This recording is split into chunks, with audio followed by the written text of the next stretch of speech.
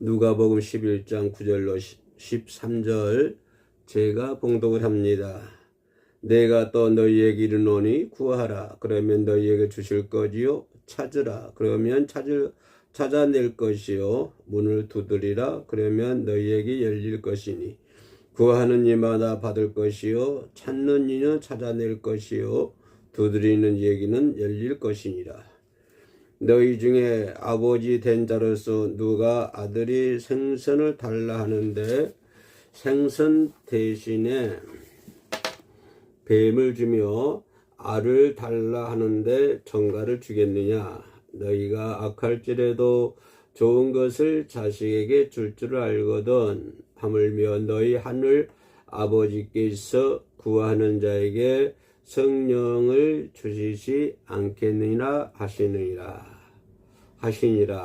아멘. 우리가 잘 아는 그런 성경 요절이 되겠습니다. 9절에 구하라 그러면 너희에게 주실 것이요. 찾으라 그러면 찾아낼 것이요. 문을 두드리라 그러면 너희에게 열릴 것이니라. 구하라, 찾으라, 문을 두드리라. 올해는 더욱 구하고 찾고 두드릴 수 있는 우리 신앙인들이 되어야 될 줄로 믿습니다. 꼭 구해야 되고 하나님께 시시때 때도 구해야 돼. 하나님을 괴롭혀 드려야 돼요. 막 구하는 자가 되고 막 찾는 자가 되고 찾으면 찾아진다니까요. 구하면 구해진다니까요. 문을 두드리면 열리게 되어 있습니다. 귀찮아서도 열려줘요. 근데 문제는 뭐냐면 구하지도 않고 찾지도 않고 문을 두드리지 않기 때문에 또 문제가 되는 거예요. 그럼 또 우리가 한 걸음 더 들어가서 보면 구하긴 구하는데 찾긴 찾는데 문을 두드리긴 두드리는데 그냥 형식적으로 약간만 그래? 나도 좀 구해볼까? 하고 조금만 구해보고 조금만 찾아볼까? 난 찾으면 조금만 찾아보고 문을 두드리라 그러면 조금만 몇 번 두드리고 그래서 안 된다고 하는 것입니다. 문을 두드릴 때는 문이 열릴 때까지 두드려야 돼. 문이 열릴 때까지. 구하라, 찾으라, 문을 두드리라 그랬으니까 구하는 것도 구해질 때까지 구해야 되는 것이고 찾으라 그랬으니까 찾을 때까지 찾아야 되는 것이고 문을 두드리라 그랬으니까 문이 열릴 때까지 두드려야 돼. 그래야 나에게 뭐 오잖아요. 내가 구할 수 있는 것이고 찾는 것이고 문을 열리게 만드는 것이죠. 그러니까 아예 그냥 구하지도 않고 찾지도 않고 문을 두드리지도 않는 사람이 있는가 하면 또 어떤 사람은 구하긴 구하되 찾긴 찾되 문을 두드리긴 두드리되 몇 번만 이렇게 형식적으로 구하는 것. 이것은 안 된다고 하는 것입니다. 올 한 해 우리가 더욱 구하고 찾고 두드릴 수 있는 크리스찬들이 되어야 될 줄로 믿습니다. 끝까지 문이 열릴 때까지 두드려 보자고요.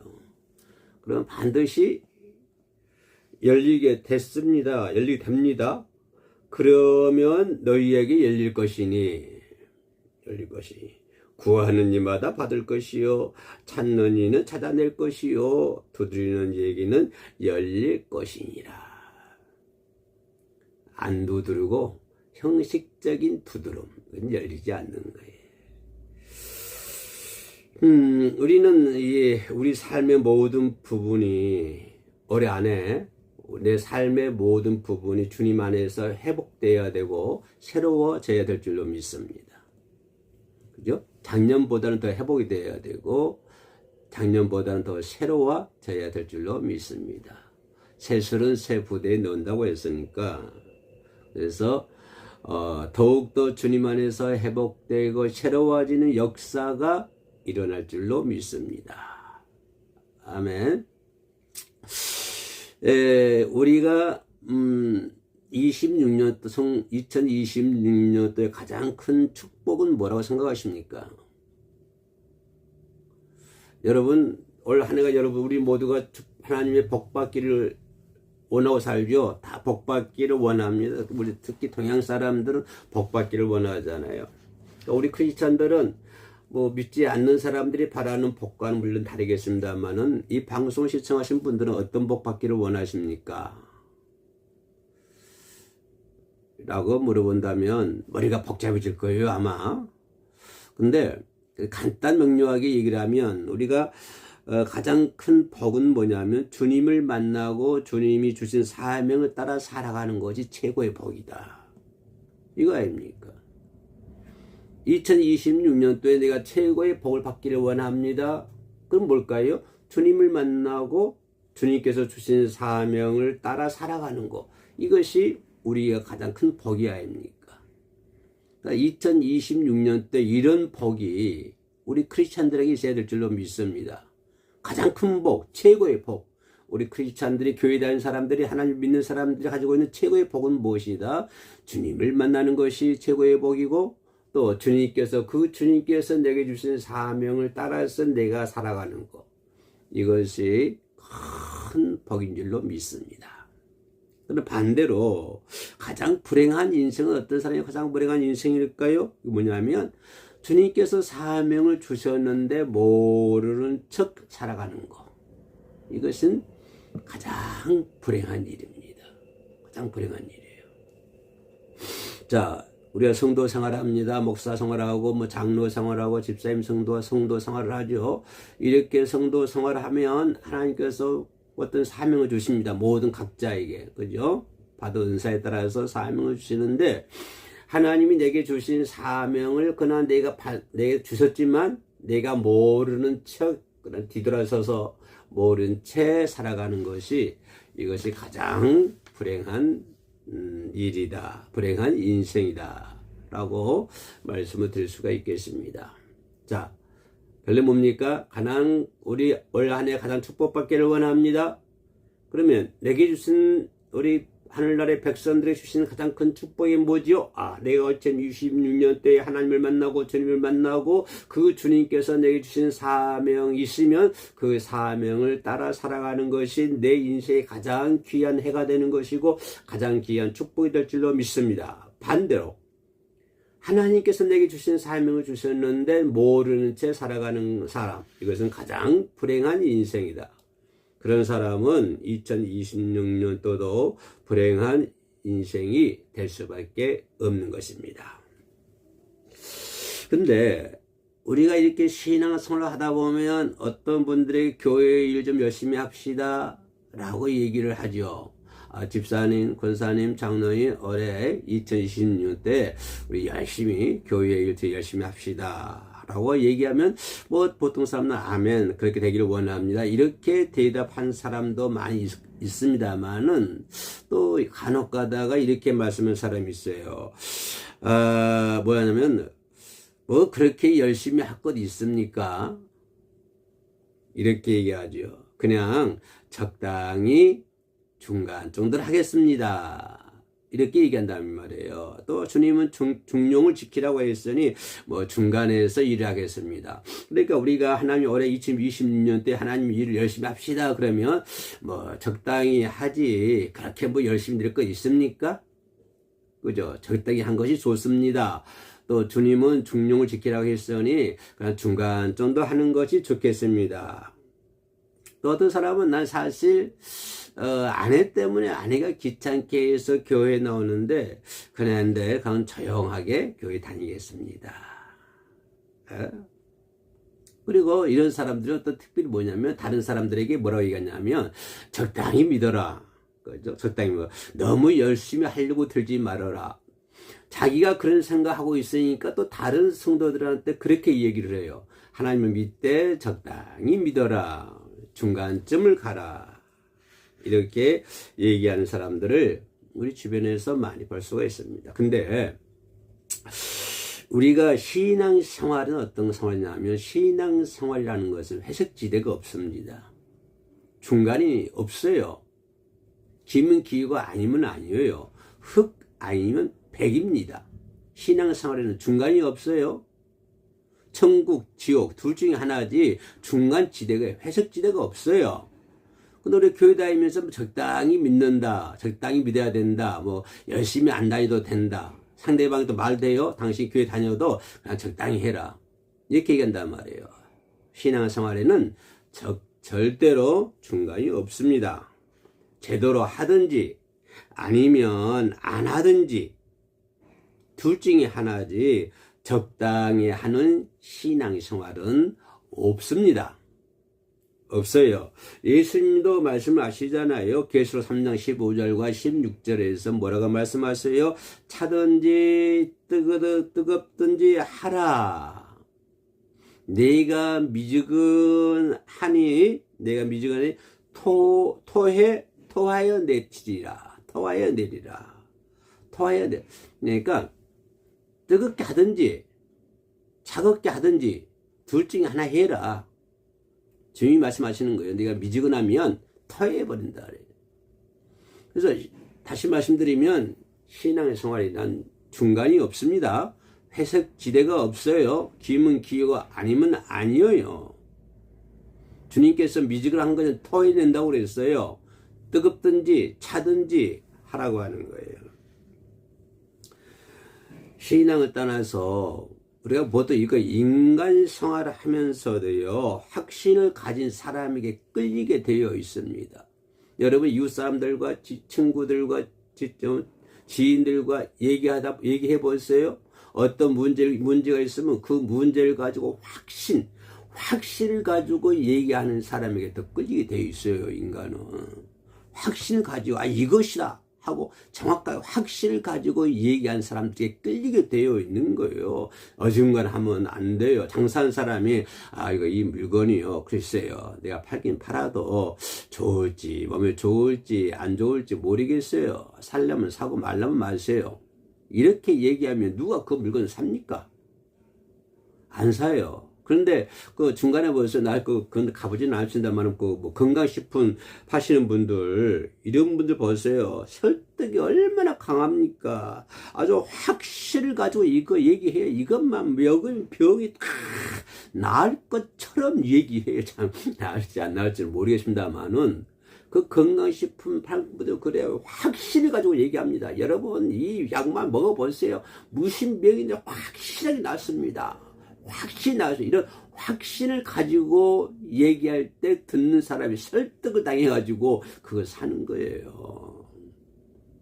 근데 건강식품 파는, 글쎄요, 이거 먹어서 나을지 안 나을지 모르겠어요. 그러니 살라면 사고 말라면 마세요. 이렇게 하면 누가 그 약 삽니까? 하나도 안 사지.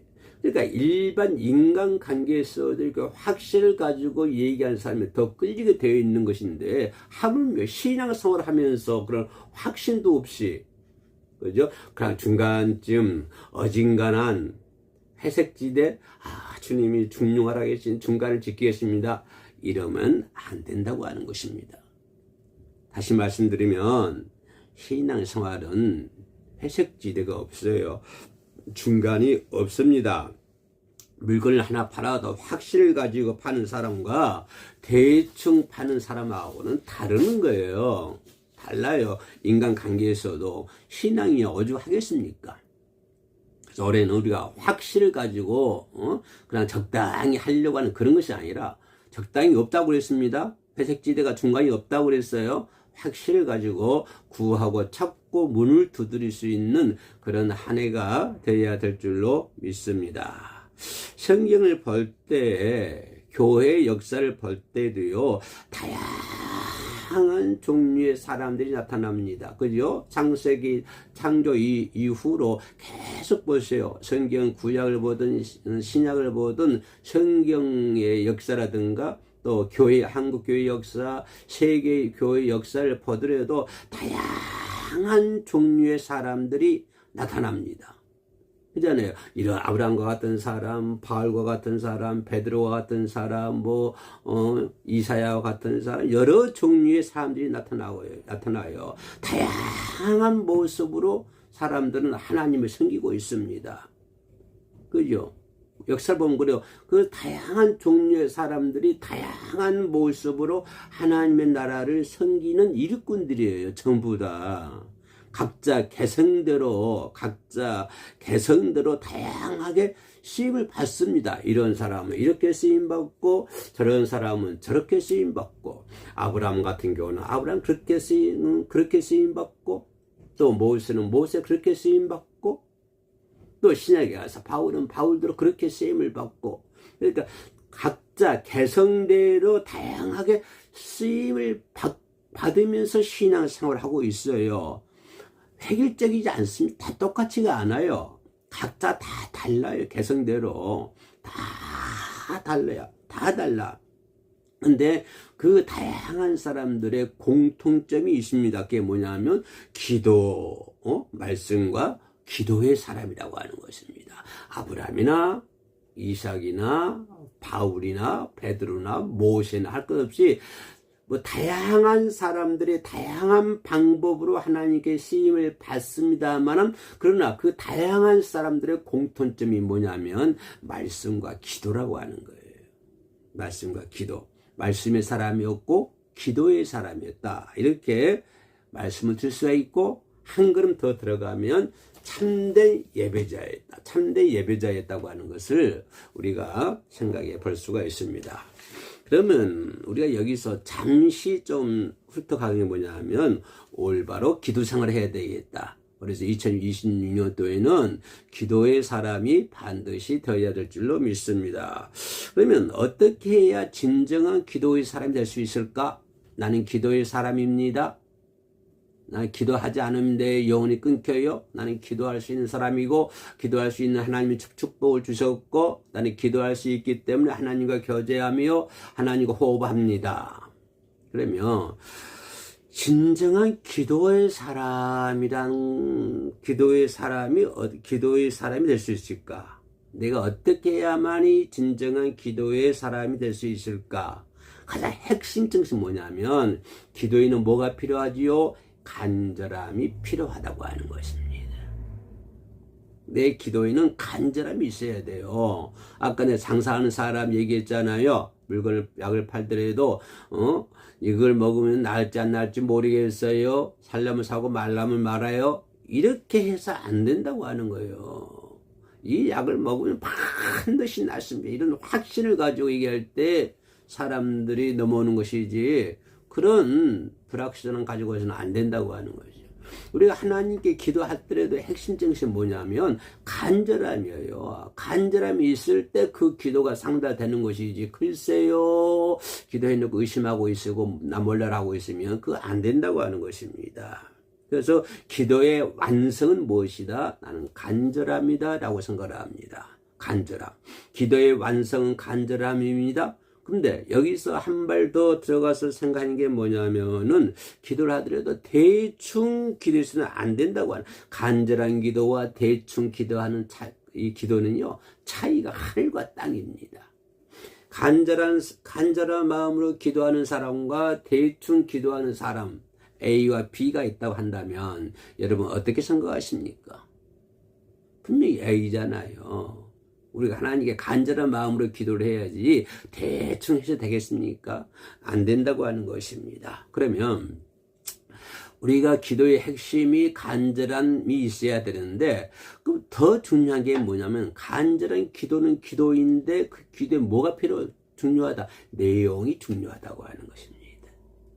그 내용이 중요해요. 네? 내용이. 만약에 간절히 기도를 했는데 내용이 엉터리예요. 내용이. 그러면 이게 되겠습니까? 이것도 안 되죠. 내가 하나님께 생명 걸고 기도합니다. 막 생명 걸고 기도하지만 내용이 엉터리 한다면 되겠어요?